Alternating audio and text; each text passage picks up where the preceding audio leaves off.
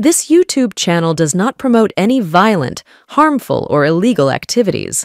All content provided by this channel is meant for an educational purpose only.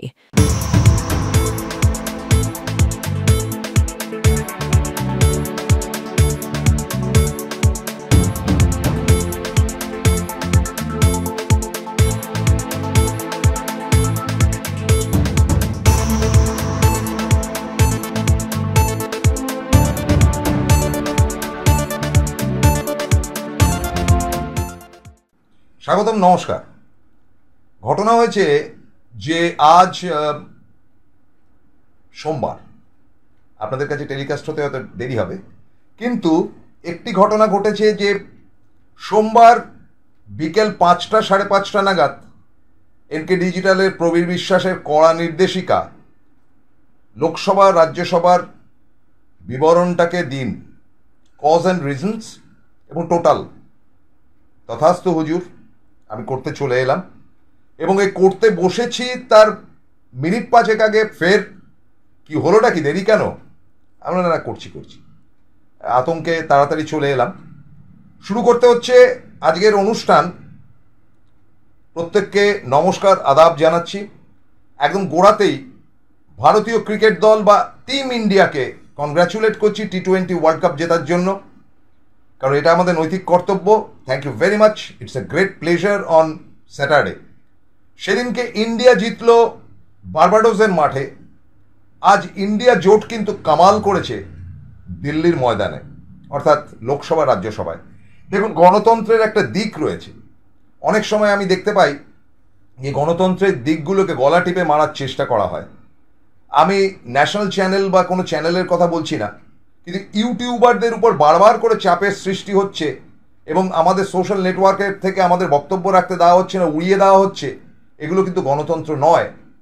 আপনাদেরকে প্রথমেই বলি, গণতন্ত্রের যে দুটি স্থান, একটি লোকসভা এবং অন্যটি রাজ্যসভা, এই লোকসভা এবং রাজ্যসভাকে যথাক্রমে লোয়ার হাউস এবং আপার হাউস বলা হয়, এবং সেই লোয়ার হাউস এবং আপার হাউসের আজকে কিন্তু মস্ত বড় কাজ ছিল।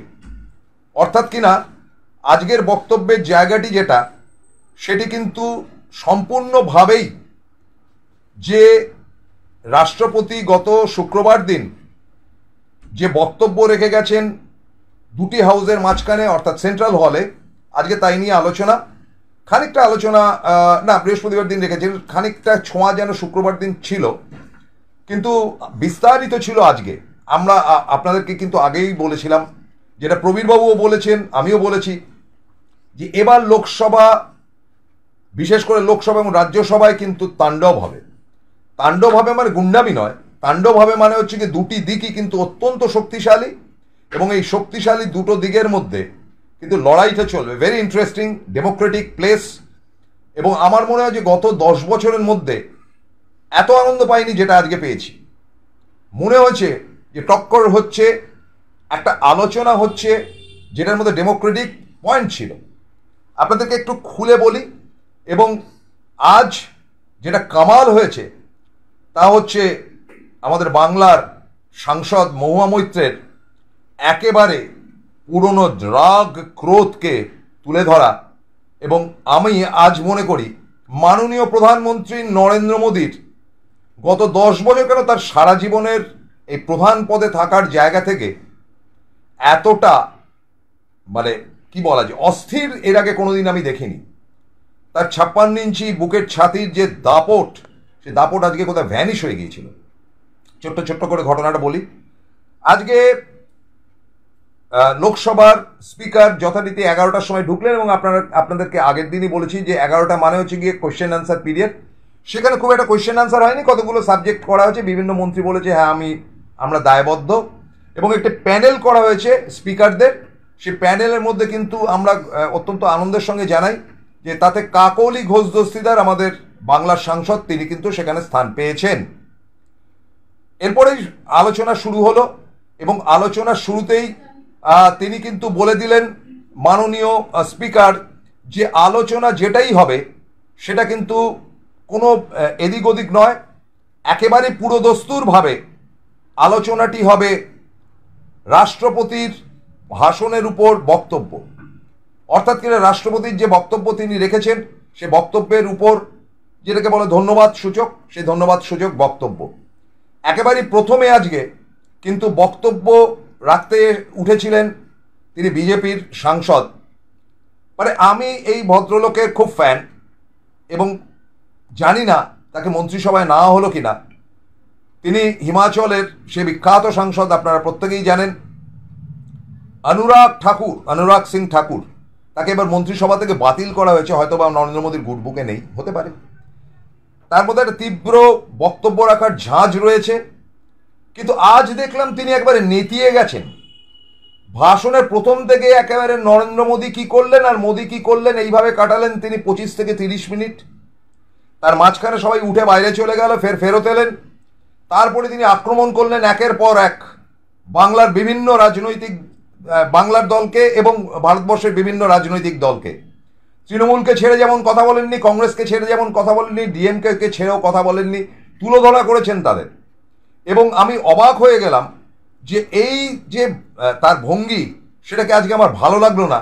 তার উপর যে আমার ভক্তিটা ছিল সেটা নষ্ট হয়ে গেল এবং অনেকটা যেন চামচা টাইপের বা মুসাহেব টাইপের তার ভাষণ ছিল মোদির সপক্ষে। তার বক্তব্য রাখার মাঝখানে তিনি ইন্দিরা গান্ধীকে তীব্র আক্রমণ করলেন জরুরি অবস্থা নিয়ে, এবং তার সেই আক্রমণের সময় তো হই হই হলোই বিরোধীদের মধ্যে, কিন্তু একজন পার্টিকুলার উঠে কিন্তু তার তীব্র সমালোচনা করলেন। ফর্চুনেটলি তিনি কংগ্রেসের কেউ নন, তার নাম কল্যাণ বন্দ্যোপাধ্যায়। আমি স্তম্ভিত হয়ে গেলাম। তখন কল্যাণ বন্দ্যোপাধ্যায়কে অনুরাগ বলছে যে আরে দাদা আপ क्यों चिल्ला रहे हैं, ये तो कांग्रेस की कोई बात है, तृणमूल के तो नहीं है। ओ अच्छा, आप लोग तो पहले कांग्रेस ही था। তো যাই হোক না কেন, একটা আইডেন্টিক্যালি কিন্তু কল্যাণবাবুর যে স্টাইল, সেই স্টাইলে তিনি ধাক্কাটা দিলেন। এরপরই বক্তব্য রাখতে দেওয়া হলো রাহুল গান্ধীকে।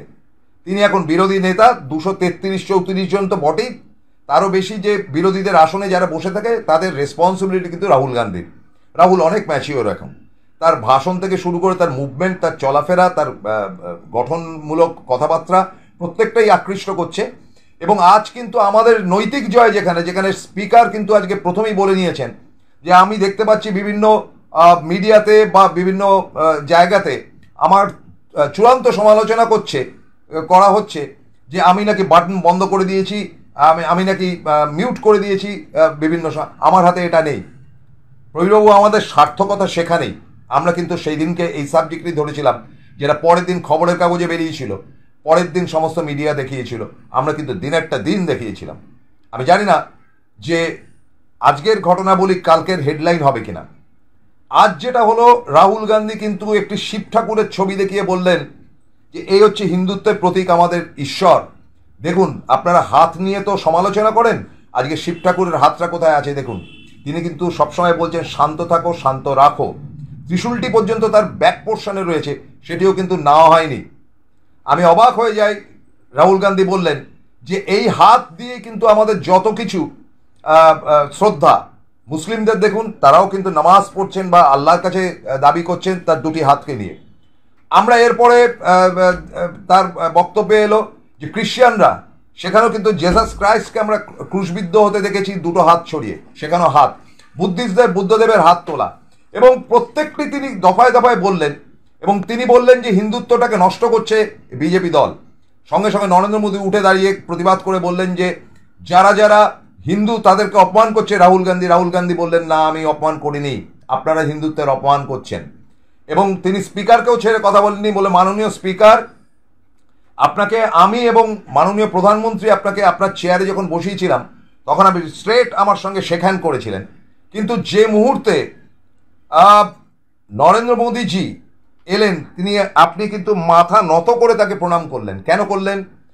তখন ওম বিড়লা বললেন যে আমি রেসপেক্ট দিতে জানি, সেই জন্য আমি মাথা নত করেছি, বয়স্কদের রেসপেক্ট দেওয়ার। রাহুল গান্ধী বললেন যে এখানে বয়সের কোনো ব্যাপারই নেই, আপনি এখানকার সর্বোচ্চ নেতা লোকসভার, কেন মাথা নত করলেন? তার উত্তর ছিল না। যদিও বারবার করে অমিত শাহ থেকে শুরু করে বিভিন্ন মানুষ উত্তর দেওয়ার চেষ্টা করেছেন, কিন্তু আজকে অনেকটাই স্থিমিত মনে হয়েছে বিজেপি পোর্শনকে। এরপরে দ্বিতীয় নামটি যেটা এলো সো ইন্টারেস্টিং, লোকসভার স্পিকার তিনি বললেন এবার বক্তব্য রাখবেন তৃণমূল কংগ্রেসের মহুয়া মৈত্র। মহুয়া মৈত্র বক্তব্য যেই রাখবার কথা বলা হলো তিনি উঠে দাঁড়ালেন, সঙ্গে সঙ্গে অভাবিত দৃশ্য, যেটা পেপারের হেডলাইন হওয়া উচিত এবং সেই দৃশ্যগুলো আপনাদের সামনে উঠে আসলে আরো ভালো হবে। এবং আমরা দেখছি যে মহুয়া মৈত্র তিনি বক্তব্য রাখার সঙ্গে সঙ্গে নরেন্দ্র মোদীর টোটাল টিম নিয়ে বেরিয়ে চলে গেলেন। কিসের ভয়, কিসের আতঙ্ক? এবং মহুয়া মৈত্র বললেন যে আরে প্রধানমন্ত্রীজি, আপনি আমার বক্তব্য শুনবেন না? আপনি তো আমাদের তাড়িয়ে দিয়েছিলেন এই লোকসভা থেকে, এবং এই লোকসভাতে তো আমার স্থান ছিল না, কাজেই আপনি চলে যাচ্ছেন কেন? শুনুন, আপনি দুবার কৃষ্ণনগরে গিয়েছিলেন, অনেক কথা বলে এসছেন আমাকে হারাবার জন্য, তা আমার উত্তরটা নেবেন না? কোথায় নরেন্দ্র মোদী? বেরিয়ে চলে গেছে তার দলবল নিয়ে, কিছু পড়ে রয়েছে। তারপরেই দেখলাম মাননীয় স্পিকারও তিনি বিদায় নিলেন, কারণ স্পিকারই তো মহুয়াকে একেবারেই বিদায় করেছিলেন লোকসভা থেকে, কাজে তার সেই ব্যাপারটা তো রয়েছেই। তারপরে মহুয়া ঝাঁঝে একটার পর একটা বক্তব্য রাখা শুরু করলেন, 1, 2, 3, 4 তুলোধরা করে ছেড়ে দিলেন। আমার ধারণা যে নরেন্দ্র মোদী তার প্রশাসনিক জীবনে এত ঝঞ্ঝাট, এত বড় ধাক্কা তিনি কোনোদিন খাননি, যেটা মহুয়া মৈত্র তাকে দিলেন, এবং পুরো বিজেপি টিমটাকেই। মহুয়া মৈত্র বললেন যে কোথায় 303? আজকে তো আপনারা দাঁড়িয়ে রয়েছেন 240-এ, কি করে 63টা আসন কমে গেল? আপনি তো কথায় কথায় বলতেন যে এক আকেলা, মানে আমি একাই সবার জন্য ভয়ঙ্কর। কোথায় আপনার সেই দম্ভ? একটা একটা করে কথা বলেছেন, একটা একটা করে পয়েন্ট তুলেছেন, মণিপুর থেকে শুরু করে প্রত্যেকটা মহুয়ার সেই ঝাঁজ, অক্সফোর্ডের ইংরেজি সহযোগে। আরেকটা ভালো লাগলো, সায়নী ঘোষ কিন্তু আজকে খুব অ্যাক্টিভ ছিলেন, পরপর বলে গেলেন। রাহুলের ভাষণের মাঝখানে বাধা সৃষ্টি করবার চেষ্টা করেছিলেন বিজেপির দল, কিন্তু আমি দেখলাম এক বৃদ্ধ ভদ্রলোক উঠে তার তীব্র প্রতিবাদ করে বললেন বিজেপি ইংরেজি জানে না বলে রাহুলের কথা বুঝতে পারছেন না, তার নাম সৌগত রায়, অধ্যাপক সৌগত রায়। টাসলটা এইভাবে কিন্তু চলতে শুরু করলো। মহুয়া বললেন আমার অবস্থা অনেকটা দ্রৌপদীর মতন হয়েছিল, যে আমাকে বিচারের জন্য যাদের কাছে নিয়ে যাওয়া হয়েছিল সেই 9 জনের মধ্যে 5 জনই হেরে গেছে, বিজেপির 5 জনই হেরে গেছে, এবং আমার যে অসম্মান করার চেষ্টা হয়েছিল, আমাকে টেনে হিঁচড়ে বের করে দেওয়া হয়েছিল। আজ আমার অবস্থা সেই দ্রৌপদীর মতন, এবং বলতে ভালো লাগছে যে কৃষ্ণনগরে লাখো লাখো কৃষ্ণ আমার সম্মান বাঁচিয়েছে। চমৎকার বলেছেন। এবং আজকের টাসলটা ছিল মেইনলি, আজকের ফোকাসটা ছিল কিন্তু মহুয়া মৈত্রের, তার প্রত্যেকটি কথার পরতে পরতে ছিল ঝাঁজ। সেই ঝাঁজ কিন্তু আমরা লক্ষ্য করেছি, এবং সেই ঝাঁজের পর শেষে বক্তব্য রাখতে উঠলেন এ রাজা, মানে ওই অবধি দেখেছি। এবং এ রাজা কিন্তু বললেন ম্যাথমেটিক্স জানে না বিজেপি, তারা ভুলে যাচ্ছে যে তারা সংখ্যাগরিষ্ঠতা নয়, সুতরাং সংখ্যাগরিষ্ঠতার সেই দাদাগিরিটা বন্ধ হোক, শুধু সিবিআই, ইডি আর এই চমক ধমকের দিন কিন্তু শেষ। আমি জানাই বন্ধু যে আগামী দিন লোকসভা রাজ্যসভার দিকে নজর রাখুন, টেরিফিক ভালো চলবে, এটাই তো গণতন্ত্র হওয়া উচিত। রাজ্যসভায় চোখ রাখলাম, ঝাঁঝালো বক্তব্য একটার পর একটা পাতা চেঞ্জ করে তুলোধনা করা হলো বিজেপি সরকারকে, এবং যিনি করলেন তার নাম জহর সরকার, একসময় প্রশাসনিক স্তরের অফিসার ছিলেন, এবং তার তীব্র ঝাঁজে তিনি একথা বলতেও ভুললেন না, তার মধ্যে যে এত রসবোধ ছিল জানতাম না। তিনি বললেন যে ইটালির মতন আমাদেরও কিন্তু সমস্যা বাড়ছে, একই জায়গায় আমরা অবস্থান করছি, কি জানি ইটালির সঙ্গে আমাদের কি দহরম মহরম বেড়েছে। ইঙ্গিতটা যে ইটালির মহিলা প্রধানমন্ত্রী এবং নরেন্দ্র মোদীর সেলফি তোলার ঘটনা, বলাই বাহুল্য। দুর্দান্ত বক্তব্য রেখেছেন, একটু নজরে রাখুন লোকসভা রাজ্যসভা। আমি অবশ্যই আশা করব শেষ করবার আগে একটি ব্যাপার পরিষ্কার আপনাদেরকে জানাই, যে এবার নরেন্দ্র মোদীর কিন্তু উত্তর দেওয়ার সময় জুমলা ভাষণটি আমি অবশ্যই আশা করব মাননীয় প্রবীর বিশ্বাস তুলে ধরবেন। শেষ করতে হচ্ছে আজকের এই এপিসোড। আপনাদের প্রত্যেককে কৃতজ্ঞতা এবং ধন্যবাদ জানিয়ে আরেকটি কথা বলি, প্রত্যেকে কিন্তু কমেন্ট করবেন please. Thank you, good night.